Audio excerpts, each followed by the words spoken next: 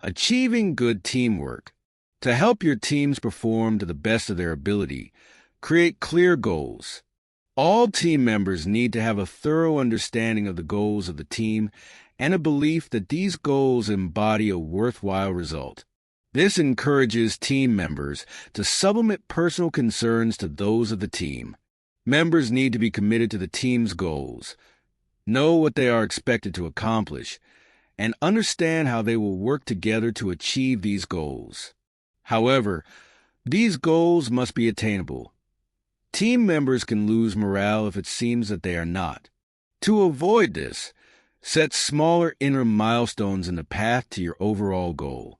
As these smaller goals are attained, your team's success is reinforced. Cohesiveness is increased, morale improves, and confidence builds. As the manager of a team, it is your job to provide the resources and support that the members need to achieve success.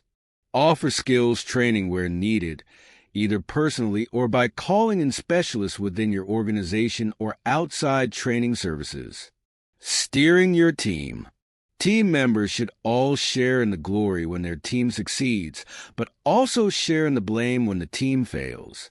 However, members need to know that they cannot ride on the backs of others. Identify what each member's contribution to the team's work should be, and make it a part of his or her overall performance appraisal. To help monitor performance, select members of the team to act as participant observers. While a team is working, the role of the participant observer is to focus on the processes being used, the sequence of actions that takes place between team members to achieve a goal. Periodically, the participant observer should stop the team from working on its task and discuss the process members are engaged in. The objectives of the participant observer are to improve the team's functioning by discussing the processes being used and creating strategies for improving them. 6 to 12 members is the ideal number for a team to work at optimal effectiveness. Tip: change personnel. If your teams get bogged down in their own inertia or internal fighting, rotate the members. Consider how certain personalities will mesh and reform your teams in ways that will better complement skills. Setting standards. Create a performance agreement to record the details of what the team is aiming to achieve, what is required and expected of every team member, and what support will be available to them. Setting out the framework for team success clearly helps to ensure that there is a mutual understanding and common vision of the desired results, and emphasizes the standards that you expect from every team member. Valuing diversity. Understanding and managing people who are similar to us can be challenging, but understanding and managing those who are dissimilar from us and from each other is tougher. As the workplace becomes more diverse and as business becomes more global, managers must understand how cultural diversity affects the expectations and behavior of everyone in the organization. Understanding the changes. The labor market is dramatically changing. Most countries are experiencing an increase in the age of their workforce, increased immigration, and, in many, a rapid increase in the number of working women. The globalization of business also brings with it a cross-cultural mandate. With more businesses selling and manufacturing products and services abroad, managers increasingly see the need to ensure that their employees can relate to customers from many different cultures. Workers who believe that their differences are not merely tolerated, but valued by their employer, are more likely to be loyal, productive, and committed. Tip: let everyone know. Make a public commitment to valuing diversity. This will ensure that you are accountable for your actions and may attract potential employees who prefer to work for someone who values equal opportunities for all. Capitalizing on diversity.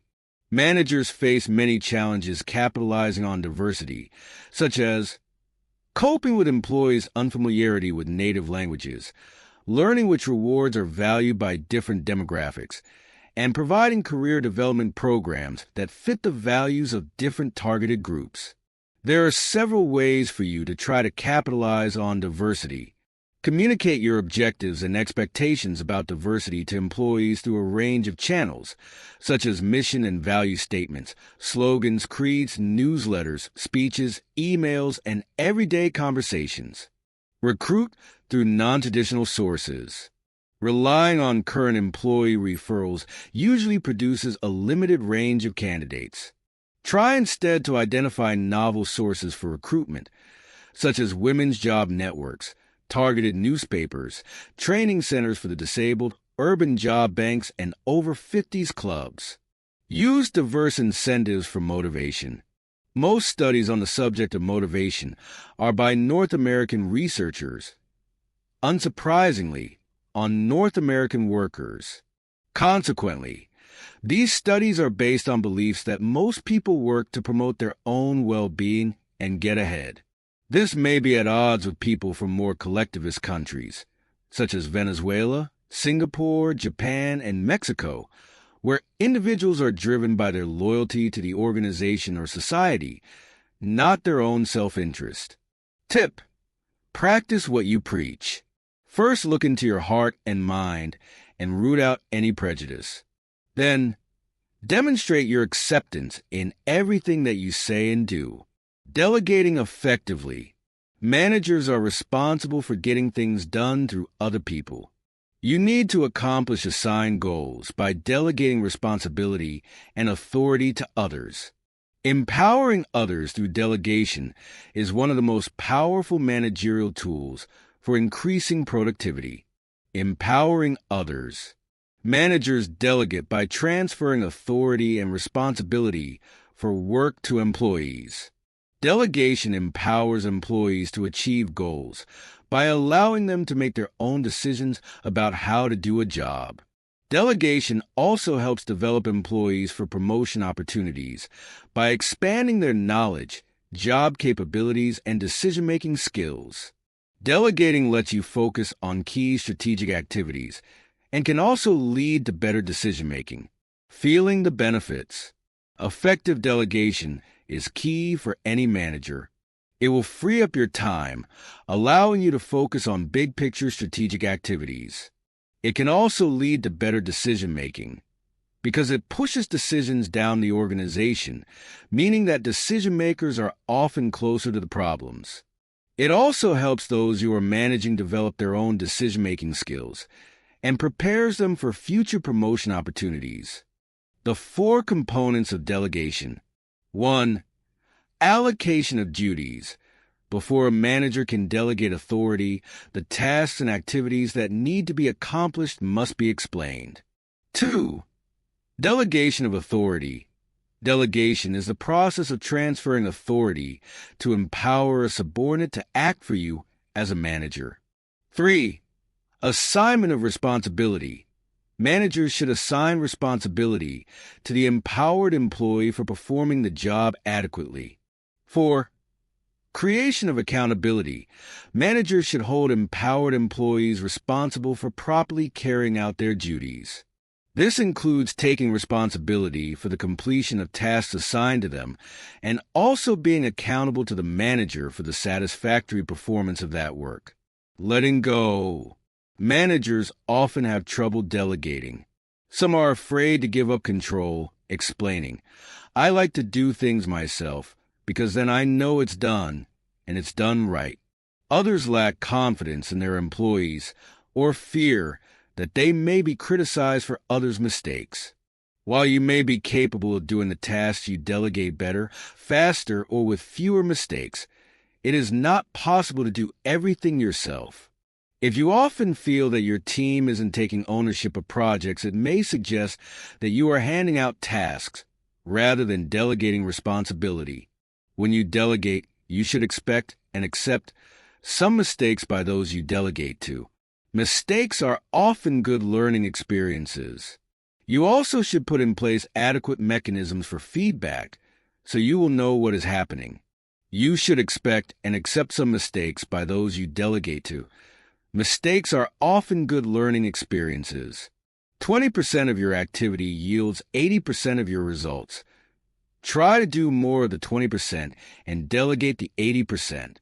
How to delegate. Clarify the assignment. Explain what is being delegated, the results you expect, and the time frame. Set boundaries. Ensure that the delegates understand precisely what the parameters are, the authority you are bestowing on them. Encourage participation. Involve delegates in decisions about what is delegated, how much authority is needed, and standards to be attained. Inform others. Let everyone who may be affected know what has been delegated to whom and how much authority has been granted. Encourage development. Insist from the beginning that when delegates come to you with a problem, they also bring a possible solution.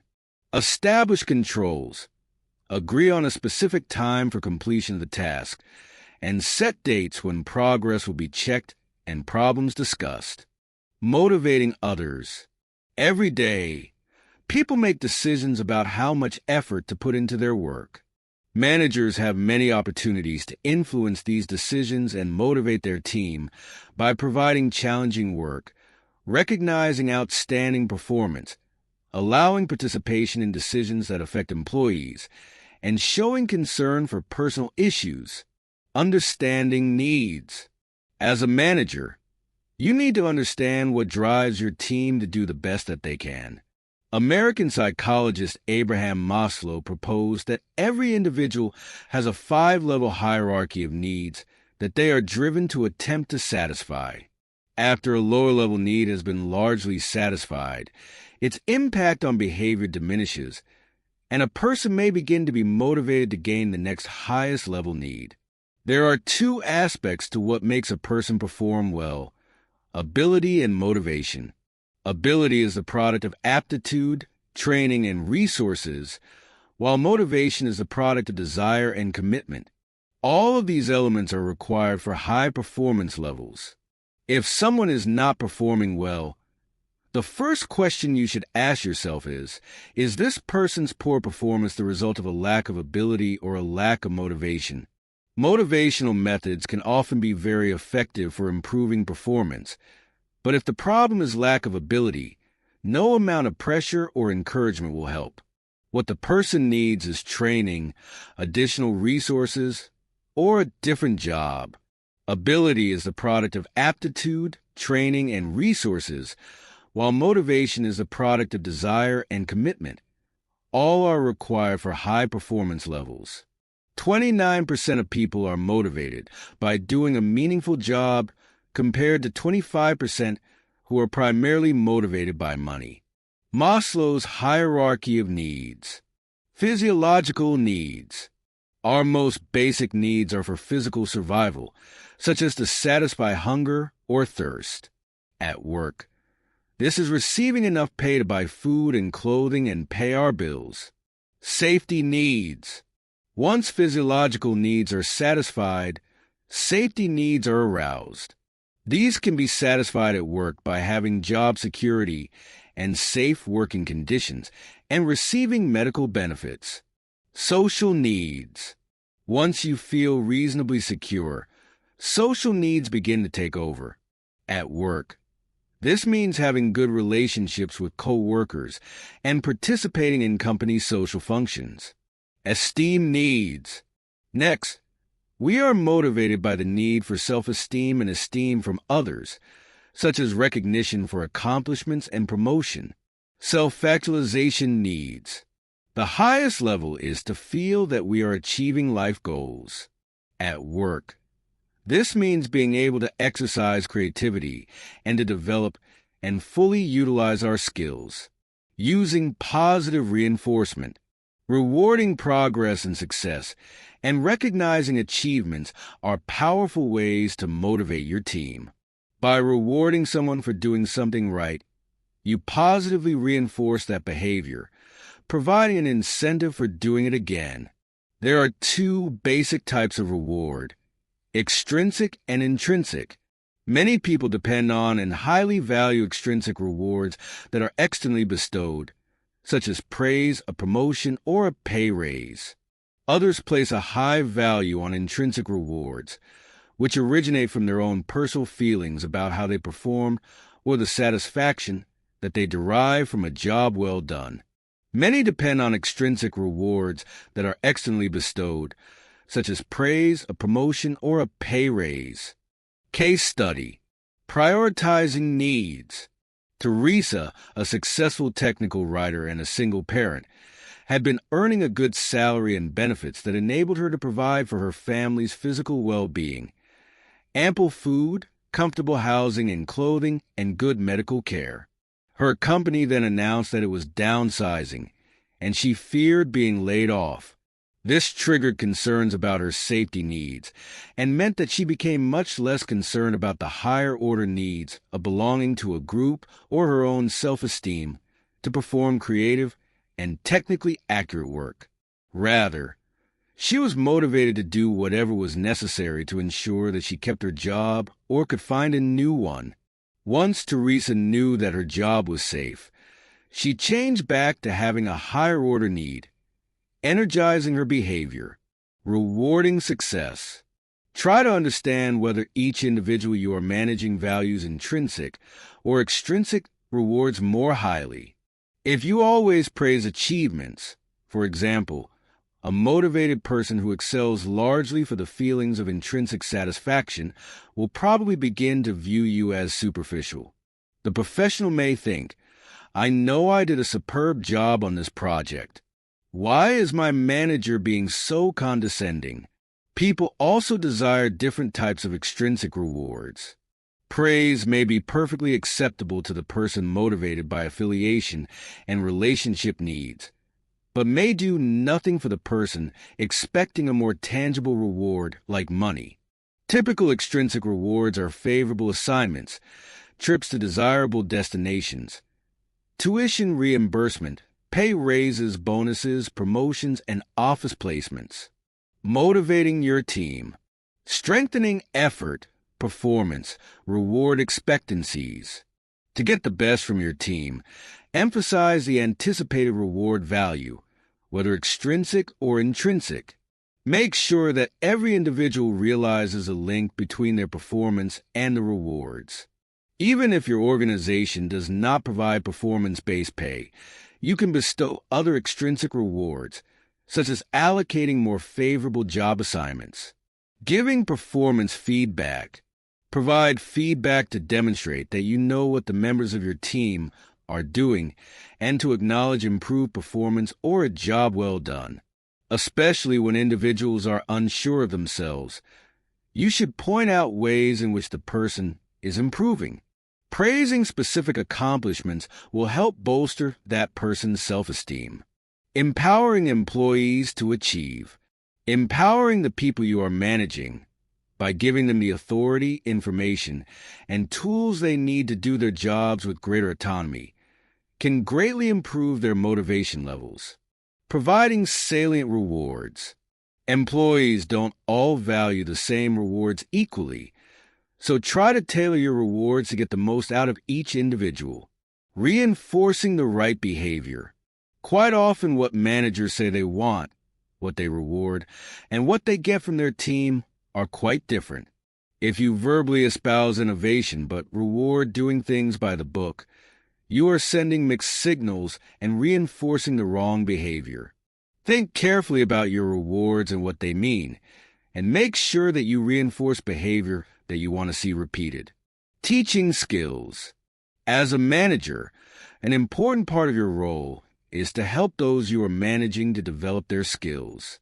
If you can encourage the development of skills such as self-awareness, communication, and time management, you will be rewarded with a high-performing team. Learning by experience.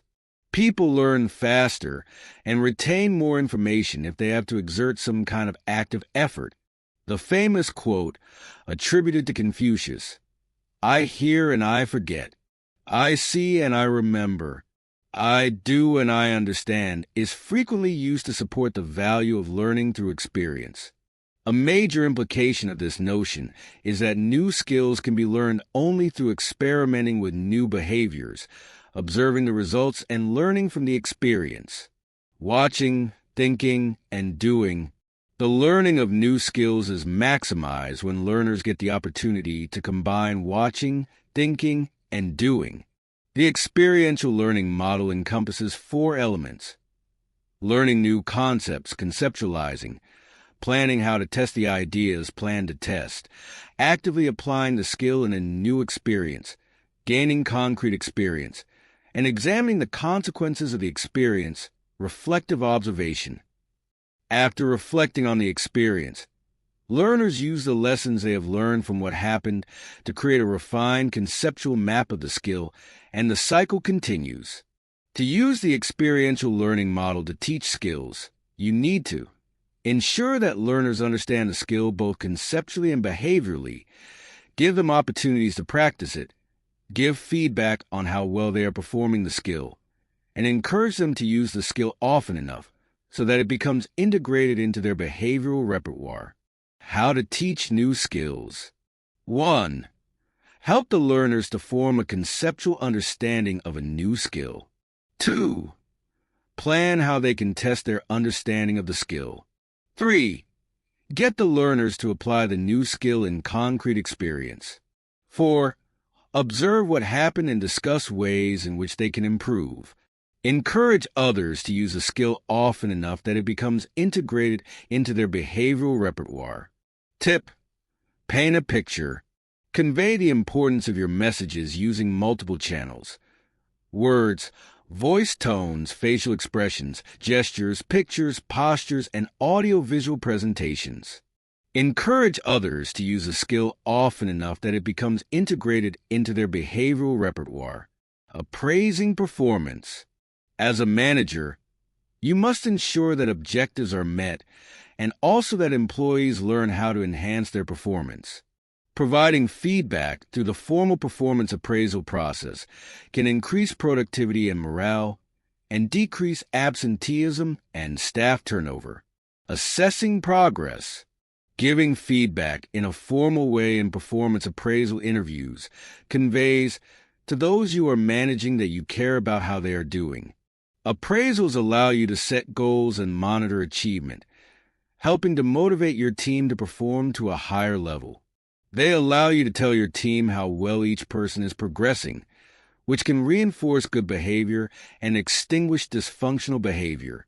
However, the interview itself should be the final step in the performance appraisal process.